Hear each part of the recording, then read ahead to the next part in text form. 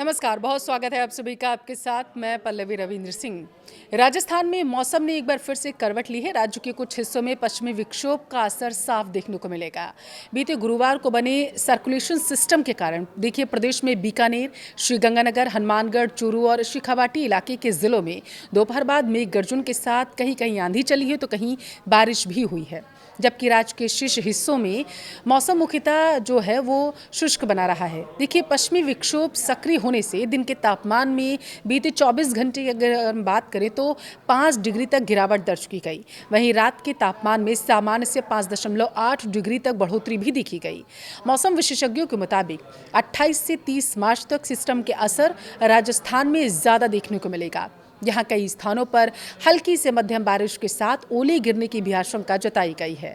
मौसम केंद्र जयपुर के अनुसार 28 मार्च को पश्चिमी राजस्थान के जोधपुर, बीकानेर संभाग के साथ शेखावाटी इलाके में कहीं कहीं आंधी और बारिश के आसार हैं। इसके अलावा 29 और 30 मार्च को इस विक्षोभ का प्रभाव सबसे ज़्यादा देखने को मिलेगा। इस दौरान जोधपुर, बीकानेर, अजमेर, जयपुर, भरतपुर, उदयपुर और कोटा संभाग की कई हिस्सों में मेघ गर्जन होगा। 40 से 50 किलोमीटर प्रति घंटे की रफ्तार से हवाएं चलेंगी, यानी कि आप आंधी कह सकते हैं इसे। और इसका असर किसानों पर सबसे ज़्यादा होगा क्योंकि हल्की से मध्यम बारिश भी इस हवा के साथ चलती हुई नजर आएगी। मौसम विभाग ने किसानों के लिए विशेष सलाह जारी करते हुए कहा है कि खुले में की फसलों और अनाज को आप सुरक्षित कर लीजिए। सुरक्षित स्थान पर आप उसका भंडारण कर लीजिए या फिर आप चाहें तो तिरपाल से उसे ढक कर भी रख सकते हैं ताकि बारिश और आंधी से नुकसान से बचा जा सके। क्योंकि बारिश और आंधी जो बेमौसम होती है उसका सबसे ज़्यादा असर, सबसे ज़्यादा नुकसान किसानों को ही झेलना पड़ता है। गुरुवार को बीकानेर, चूरू, श्रीगंगानगर, हनुमानगढ़, फलोदी, झुंझुनू, सीकर के अलावा नागौर, जैसलमेर और जोधपुर के आसपास के इलाकों में मौसम में बदलाव देखने को हमें मिला था। हालांकि जयपुर समेत कई जिलों में दिन में धूप की तीखी चुभन से भी लोग परेशान जरूर रहे हैं। मौसम केंद्र जयपुर के अनुसार प्रदेश में आगामी 28 से 30 मार्च के दौरान पश्चिमी विक्षोभ के असर से मौसम में बदलाव की आशंका है। देखिए राजस्थान के जोधपुर, बीकानेर संभाग और शेखावाटी क्षेत्र में आंधी और मेघ गर्जन के साथ बारिश होगी। 29 से 30 मार्च की अगर बात करें तो प्रदेश में पश्चिमी विक्षोभ का सर्वाधिक असर देखने को मिलेगा। मौसम केंद्र ने जयपुर, जोधपुर, बीकानेर, अजमेर, भरतपुर, उदयपुर और कोटा संभाग में 40 से 50 किलोमीटर प्रति घंटे की रफ्तार से धूल भरी हवा चलने और मेघ गर्जन के साथ कहीं कहीं हल्की से मध्यम बारिश होने की आशंका भी जताई है और इसका बाकायदा मौसम विभाग की तरफ से येलो अलर्ट जारी कर दिया गया है।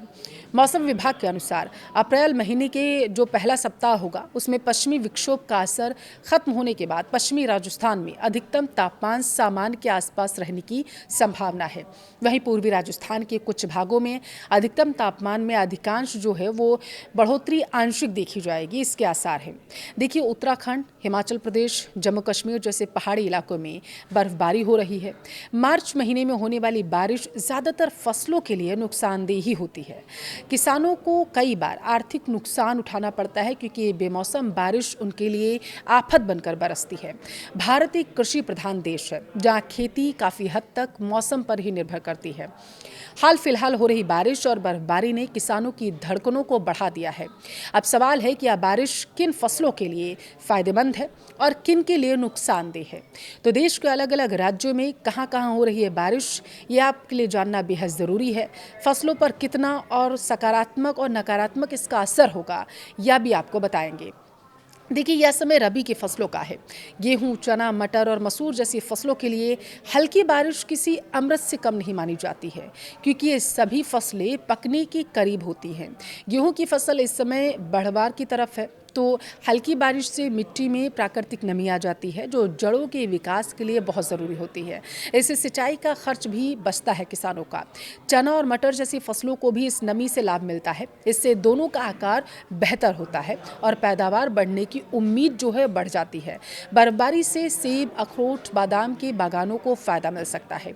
ठंडक मिलने से इन पेड़ों की जो चिलिंग पावर है वो ज़रूरत पूरी हो जाती है जो उनको रहती है। जो अच्छी फ्लावरिंग के लिए बेहद ज़रूरी होती है। देखिए, फसलों के लिए हर बारिश फ़ायदेमंद नहीं होती। अगर बारिश के साथ तेज़ हवाएं भी चलें या ओले गिर जाएं तो ये भारी नुकसान दे सकती हैं। सरसों की फसल इस समय देखिए पकने की कगार पर है या उसमें फूल आ चुके हैं कई कई स्थानों पर। जहाँ तेज़ बारिश हुई, ओले पड़े, फसल खराब होने की आशंका बढ़ जाती है। बात करें टमाटर की, मिर्च, गोभी, आलू जैसी सब्जियों के खेतों में अगर पानी भर जाता है तो जड़ें उसकी सड़ने लगती हैं।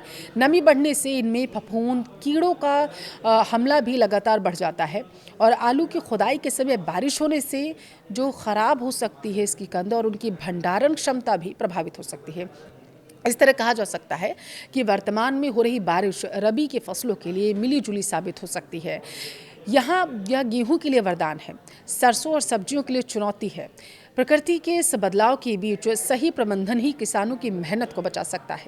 सरकार और कृषि विभाग को भी प्रभावित इलाकों का आकलन कर किसानों की मदद के लिए तैयार रहना होगा। इसकी मांग भी की जा रही है या उनके लिए संजीवनी साबित हो सकती है। आपका इस बारे में क्या कहना है? क्या आपके वहाँ कोई प्रशासनिक अधिकारी आया है रेकी करने के लिए, देखने के लिए कि किस तरीके से नुकसान किसानों को झेलना पड़ रहा है? इसका मुआवजा किस तरीके से आपको दिया जाएगा? कमेंट में ज़रूर बताएं।